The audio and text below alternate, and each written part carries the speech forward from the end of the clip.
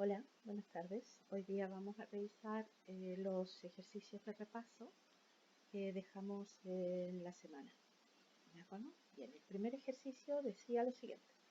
Construir un diagrama de árbol para encontrar el total de posibles formas de resolver un examen de 3 preguntas de verdadero y falso.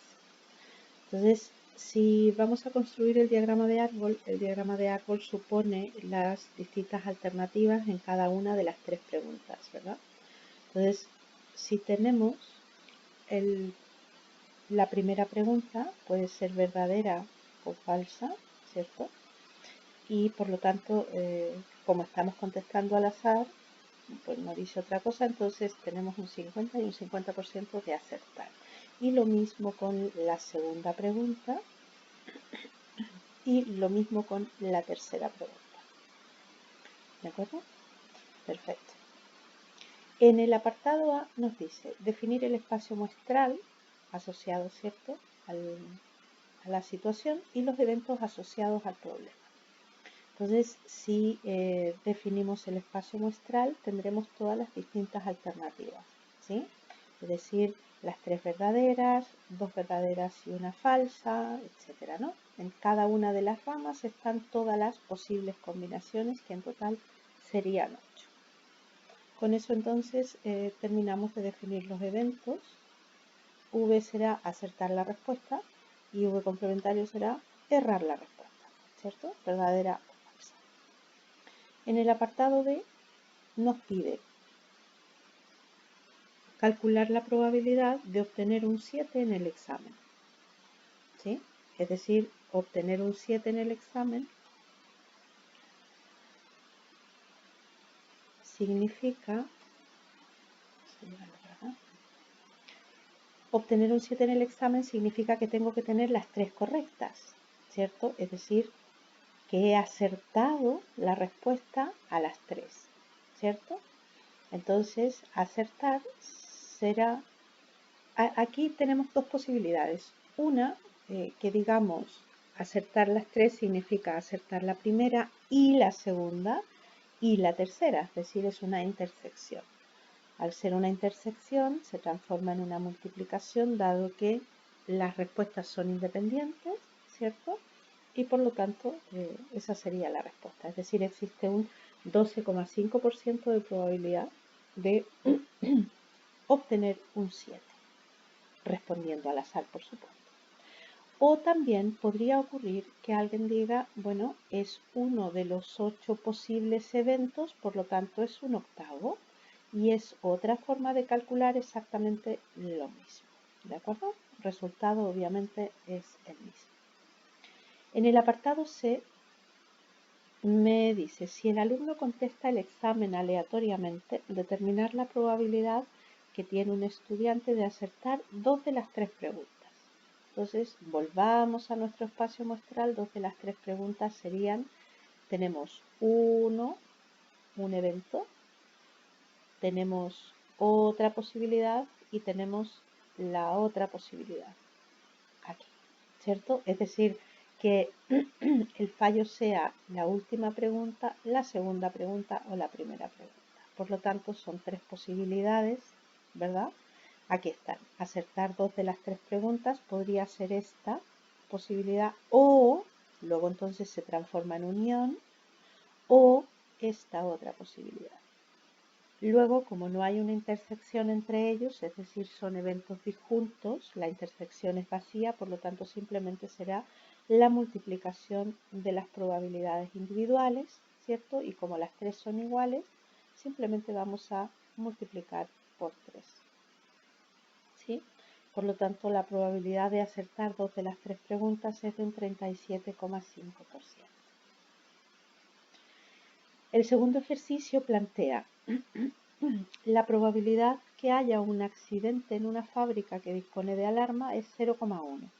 La probabilidad de que suene esta si se ha producido algún incidente es de 0,97 y la probabilidad de que suene si no ha sucedido ningún accidente es de 0,02.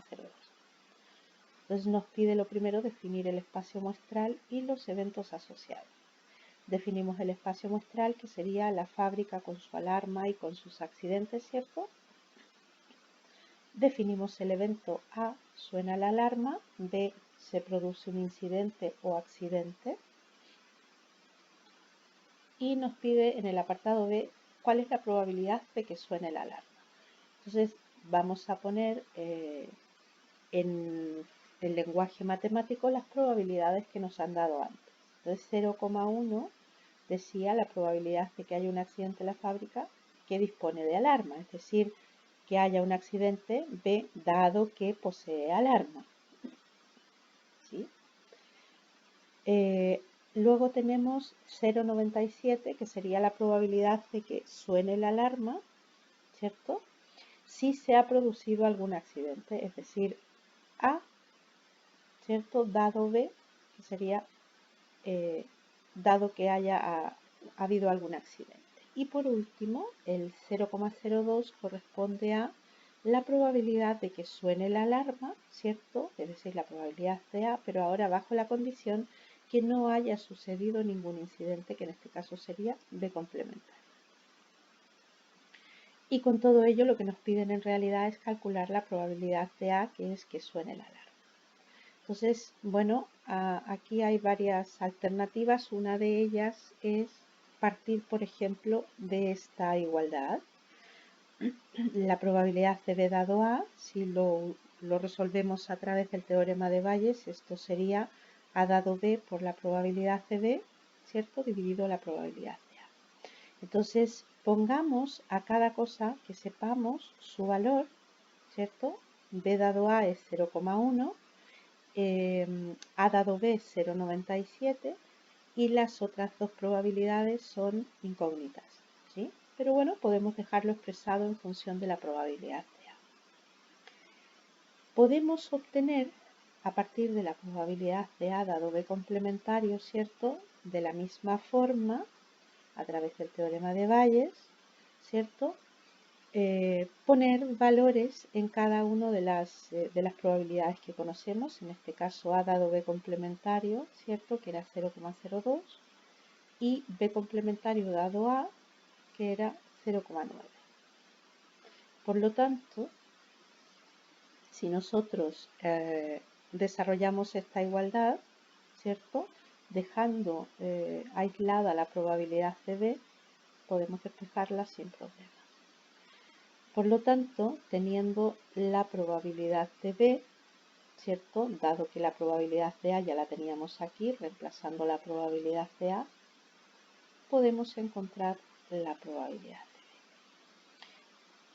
Por lo tanto, ahora ya podemos obtener la probabilidad que nos pedían, que era la probabilidad de A. Es decir, teniendo la probabilidad de B, reemplazamos en la fórmula anterior y tendremos el resultado de la probabilidad de A. Es decir, la probabilidad de que suene la alarma es de un 2,217%. En el apartado C nos pide, en el supuesto que haya funcionado la alarma, ¿cuál es la probabilidad que no haya habido accidente? Entonces, transformemos esto a nuestro lenguaje matemático, sería B complementario dado A, ¿sí? Por lo tanto, usando el teorema de Bayes, ¿cierto? Podemos simplemente reemplazar los valores obtenidos y el resultado sería 0,9. Por último, nos preguntan si es que los eventos suena la alarma y se produce un incidente son independientes. Entonces, para valorar si son independientes o no, una opción sería utilizar la probabilidad condicionada, ¿sí? Por lo tanto, si es que los eventos fueran independientes, la probabilidad de A dado B es igual a la probabilidad de A. Si reemplazamos los valores, claramente vemos que no son iguales, por lo tanto, al haber diferencias, los eventos son dependientes. Otra opción habría sido usar también la probabilidad de la intersección de los eventos. Sabemos que la probabilidad de la intersección, si es que son independientes, es la multiplicación de las probabilidades individuales. Y el resultado, pues, nos daría también el mismo, es decir, resultarían valores distintos y por lo tanto la conclusión sería la misma. Bien, hasta pronto.